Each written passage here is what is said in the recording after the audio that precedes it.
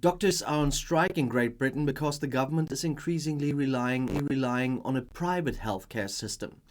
And the dispute between the government and the English so-called junior doctors has been going on for over a year now. The doctors are demanding a wage increase of a whopping 35%. The British Medical Association has calculated that this is how much it will take to make up for the losses of the past 15 years. But the strike is actually about much more. That was at least explained by Andrew Myerson. He's a man involved in this, and the entire future of the British Health Service, the National Health Service NHS, would be at stake. We are currently seeing the biggest attack on the NHS since it was founded in 75 years ago, he says. And when Myerson came to the UK in 2015, he was deeply impressed by the British healthcare system. As a patient, I was astonished to discover that my entire healthcare costs were covered by my taxes, he says. Things are completely different in his homeland. Myerson was born in Baltimore on the US East Coast, and he grew up in a healthcare family, as he says.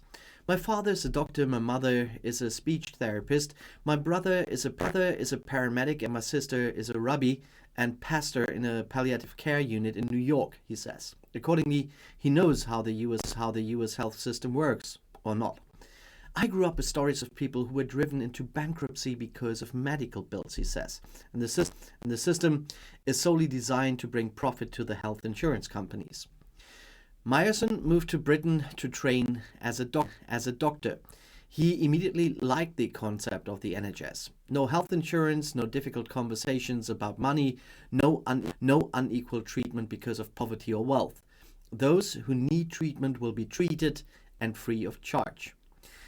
And when the previously unknown and highly contagious coronavirus broke out, they were on the front lines treating sick people. They are now in need of help themselves. Their work in the healthcare system has turned them into patients during the pandemic. And while worrying research results from China about corona-like viruses are making their way to the West, hundreds of doctors in Great Britain were reporting long COVID illnesses and make sharp accusations against the health authorities. They were forced to work with infected people without appropriate protection, ended up falling ill themselves, and are now being abandoned. They have cramps, hallucinations, and encephalitis. British doctors have those long COVID systems. And in an interview with Sky News, Dr. Kelly Fernley talked about her current situation and her illness that made her need nursing care and her experience as a young doctor during the corona pandemic. She does not mince her words when speaking to the British Health Authority, the National Health Service NHS. In November 2020, she worked on a coronavirus ward at Bradford Royal Infirmary. That's an NHS teaching and general hospital, and she worked with dozens of infected people every day before she herself became infected with the virus, which was still largely new at the time. And more than 3 years later, she continues to report debilitating long-term effects, and I personally know what she's talking about.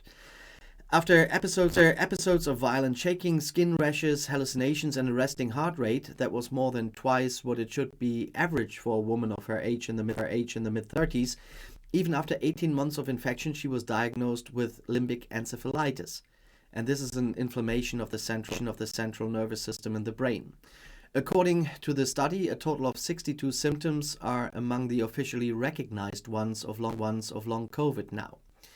She's now making progress in her health. However, I still encounter symptoms every day in everyday life. My brain still feels infected, says Dr. Fernley in a video addressing the public.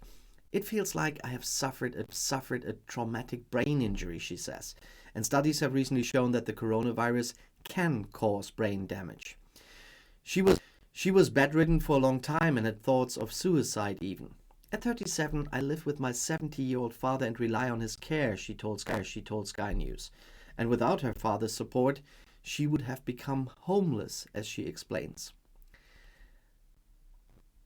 The background to long COVID still raises questions. A research team from Switzerland may have now achieved a breakthrough here. Many others in her profession are like her, and hundreds are coming together in the Long COVID Doctors for Action campaign led by Dr. Fernley, which she co-founded. As a group of those affected, they hold the NHS responsible and are now taking legal action against the UK's National Health Authority. And the accusation is they were negligently exposed to the dangerous coronavirus at work, and this led to health consequences and financial losses. And like doctors like Kelly Fernley wrote in the Medical Journal in September 23, the NHS downgraded guidelines for medical staff at the beginning of the pandemic. When I entered the corona ward, there was only a small box with blue fabric masks, she remembers. And when she was asked where FFP2 protective masks were, she was told that she didn't need to worry about that. Oh, seriously. I was surrounded by people infected with corona for around 12 hours a day for 5 days in a row, without the necessary protective measures, she says. Basically, it was a big corona soup there. And many sick doctors that were unable to work due to corona are alone in the countryside now. There is no official number of people suffering from long COVID, but it is estimated that 1.9 million people in Great Britain are affected. And that was the data from March 23. And worldwide, they are estimated at 10% of the world's population, and I am one of them. Of the approximately 1.27 million employees in the British healthcare system, almost 5% are, as the article shows. And many complain about a lack of help from the health authorities and the health insurance companies. Although the illness made her unable to work, there was no financial support. And the LCD4A, that's the campaign, has therefore formulated some specific demands on the NHS. Financial support for doctors and health workers with post-acute COVID illness. Post-acute COVID should be recognized as an occupational disease among healthcare workers. Improved access to physical and mental health services to receive comprehensive assessment and appropriate treatment. Better workplace protection for health workers who risk their lives for others, and better support for post-acute COVID sufferers to return to work safely. The authorities have little information about the allegations, they say, and following a public inquiry into the UK's handling of the pandemic, officials admitted mistakes were made. The provision of appropriate protective measures for healthcare workers was hopelessly inadequate, they say. And meanwhile, authorities in Germany here are examining the extent to which the corona vaccination has had long-term consequences as well. But as I said, and if you follow my channel for a while now, you will know that I suffer from long COVID as well, with completely different symptoms than Dr. Fernley.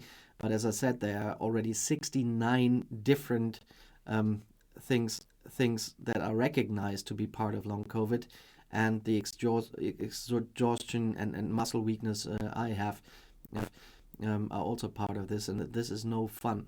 And when people are left alone with that they got this in their jobs, I can absolutely imagine. And I got it from an infection very early in the COVID times, where there was no vaccination, and we wore masks that were inappropriate as well, but in our private lives.